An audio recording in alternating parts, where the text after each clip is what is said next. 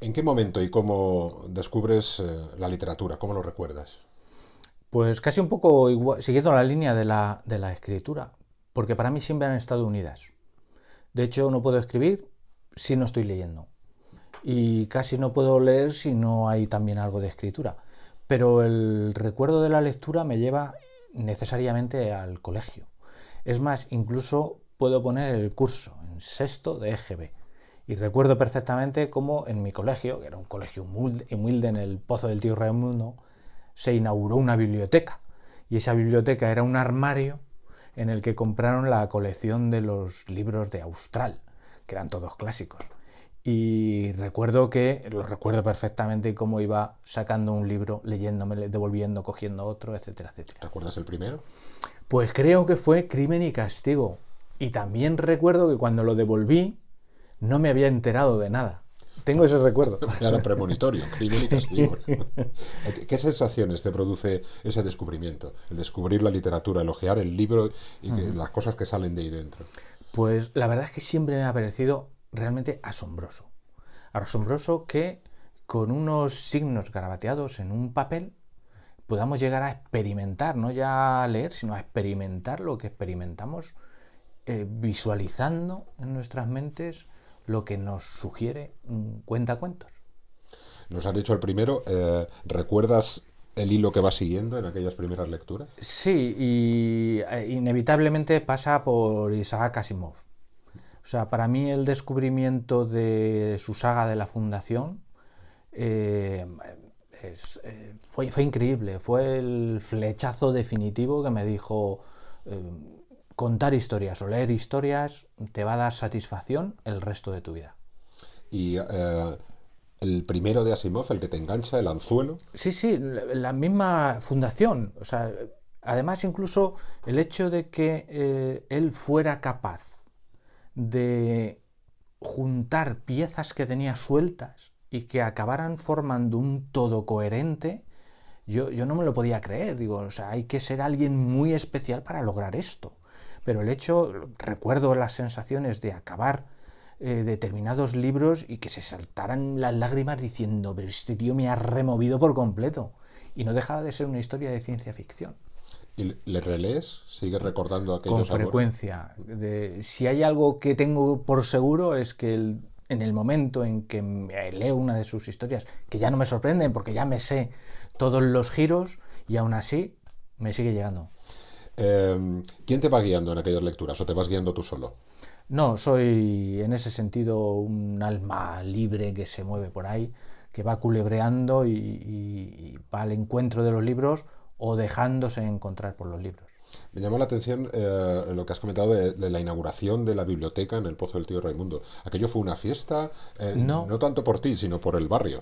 no, fue. Además es que era una biblioteca del colegio, o sea, el colegio no tenía biblioteca. Y recuerdo perfectamente cómo era una alacena con las dos puertas superiores con una rejilla. Es que recuerdo perfectamente el mueble, madera vieja y dentro las típicas portadas y los cantos de la colección austral.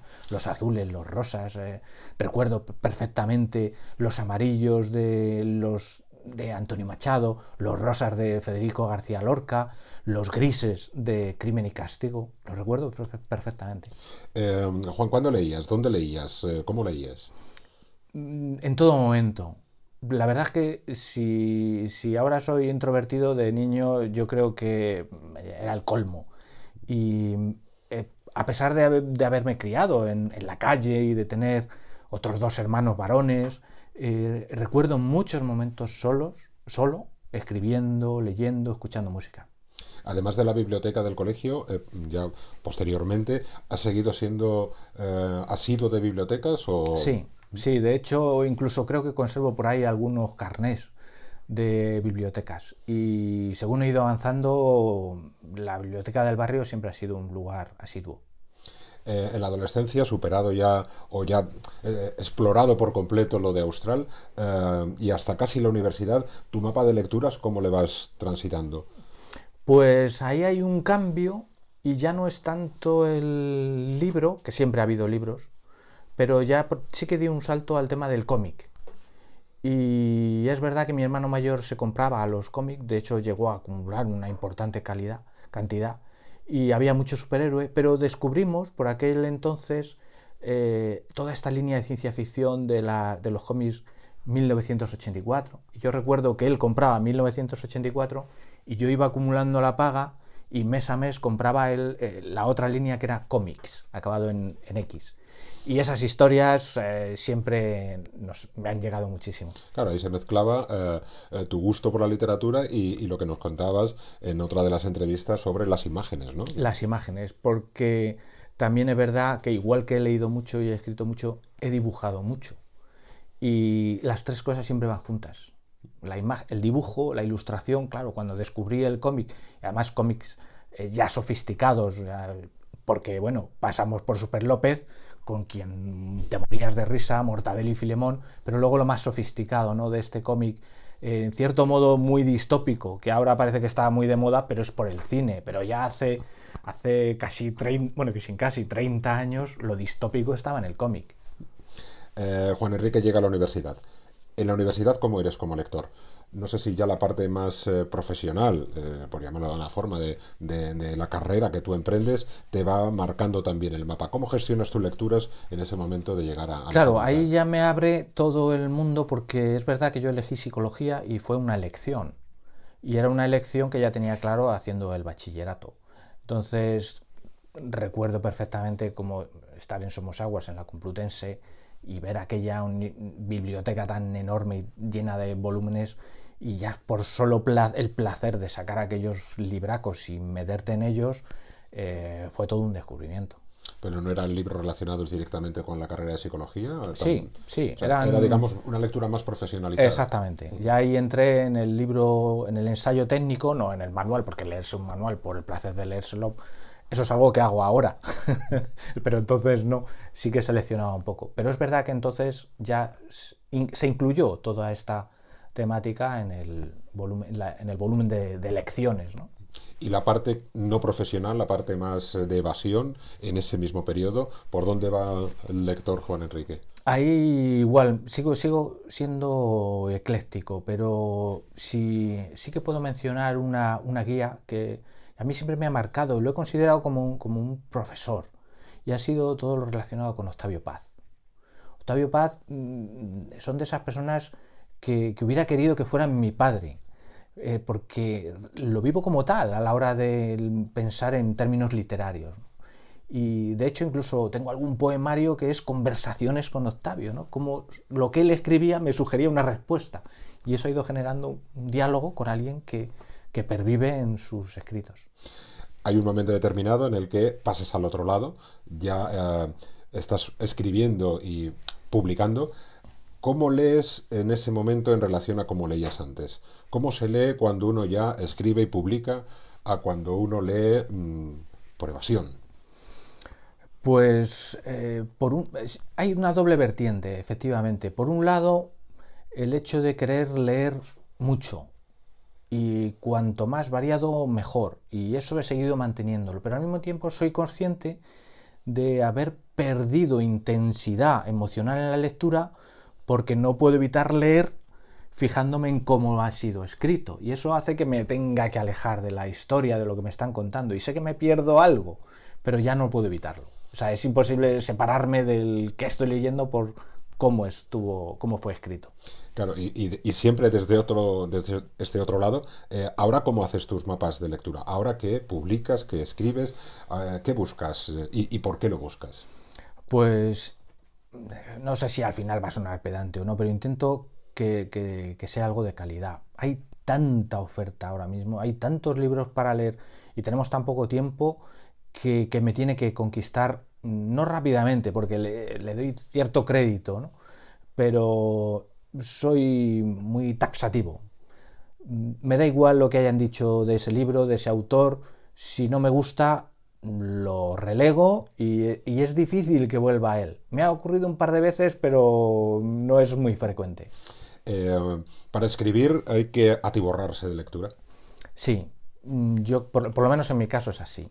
De hecho, recuerdo perfectamente cómo después de conseguir un ascenso en mi profesión, tuve que pegarme tal panzada a estudiar que cuando acabé mi cerebro estaba absolutamente saturado de lectura y estuve 6 meses sin poder leer siquiera.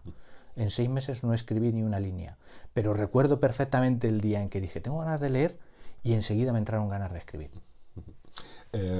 Atraer nuevos lectores es un poco la obsesión desde hace muchos años. Todos los estudios sociológicos dicen que se lee poco, se publica mucho pero se lee poco. Atraer nuevos lectores sería un poco la clave. ¿Tú cómo lo harías? ¿Cómo crees que debería hacerse atraer nueva gente a este mundo tan bonito de la literatura? Yo creo que es algo que pasa por el colegio. Es inevitable pensar en la EGB de entonces. Yo creo que no se hacía del todo bien con obligar a determinadas lecturas. Además, yo creo que eran lecturas que eran imposibles de entender por los pequeños que eran, por lo pequeños que éramos entonces. Y yo creo que con una buena selección, mostrada además por un profesor, por un profesional que ame la literatura, ese sería el primer paso.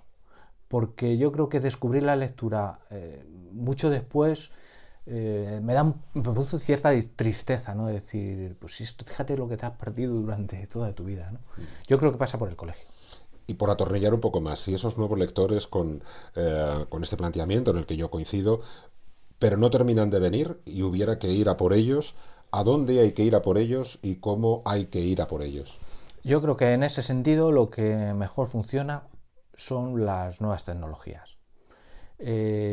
Los jóvenes de ahora no saben moverse si algo no se tiene que cargar, si algo no tiene baterías de litio. Y por ahí hay que trabajar, hay que atraerles a un mundo en el que ya están. Y en ese sentido Black and Noir la clava, porque es justo unir las dos cosas, la pasión por la literatura y esa necesidad que nos hemos creado de tener un artefacto entre las manos. Obviamente parece que las redes sociales han cambiado un poco las reglas del juego. ¿También a la hora de escribir? Yo creo que sí, porque en cierto modo el público va diciendo por esas redes sociales qué quiere leer o qué le está interesando. Y en cierto modo cuando te pones a escribir, tú quieres ser leído y te vas a preguntar, bueno, pero ¿qué quiere leer ese lector potencial que está esperando ahí? Y en cierto modo yo creo que más consciente o menos consciente intentamos dar respuesta a esa solicitud. Por tanto, ¿crees que los escritores tenéis que reinventaros?